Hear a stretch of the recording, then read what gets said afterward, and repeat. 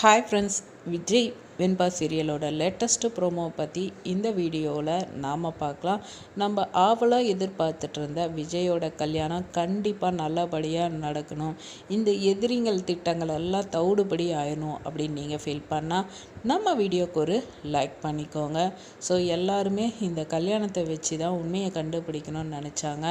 ஆனால் இப்போ அவங்களுக்கே ஒரு ட்விஸ்ட்டாக நம்ம ஹீரோயின் மனசு மாதிரி இந்த கல்யாணத்துக்கு ஒத்துக்கிற லெவலுக்கு வந்திருக்காங்க அப்படின்னு தாங்க சொல்லணும். அதுவே ஒரு சூப்பரான விஷயம்.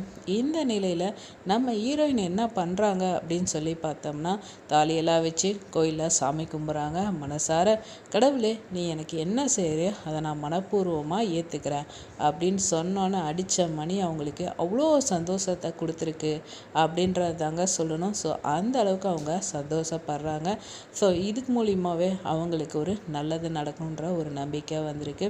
இன்னொரு சைடு விஜய் இந்த கல்யாணத்தை நிறுத்தலை, நம்ம அவளை சோழி முடிச்சு விடுவா, நம்மளை மேலே கூட்டு போய் வச்சு செஞ்சிருவா அப்படின்னு அவர் முடிவு பண்ணிவிட்டு பூசாரிக்கிட்ட பேசிகிட்டு இருக்கார். சார் எல்லாம் பக்காவாக ரெடி, ஓமத்தில் இது ஒரு கைப்பிடி எடுத்து போட்டால் போதும், எல்லாம் சிறப்பாக முடிஞ்சிடும் அப்படின்னு சொல்லி அவங்க திட்டத்தை பற்றி பேசிகிட்டு இருக்காங்க. திட்டத்தை கலைக்கிறதுக்கு கேட்ட மாதிரியே கரெக்டாக நம்ம போதும் பொண்ணு இதெல்லாம் கேட்டுட்டு, கல்யாணத்துக்கு இந்த வேலையெல்லாம் பார்க்குறியா, இந்த போதும் பொண்ணு இருக்கிற முடிக்க நடந்துருமா அப்படின்னு அவங்க அந்த பிரச்சனையை ஈஸியாக கெடுத்து விட்ருக்காங்க. போதும் பொண்ணு நீங்கள் இப்போ தான் ஒரு சூப்பரான விஷயத்த பண்ணுறீங்க அப்படின்னு தாங்க சொல்லணும். ஸோ அந்த பூசாரி வச்சுருந்ததை எடுத்துகிட்டு வெறும் சாம்பிராணி புகை இதை மட்டும்தான் வச்சுருக்காங்க.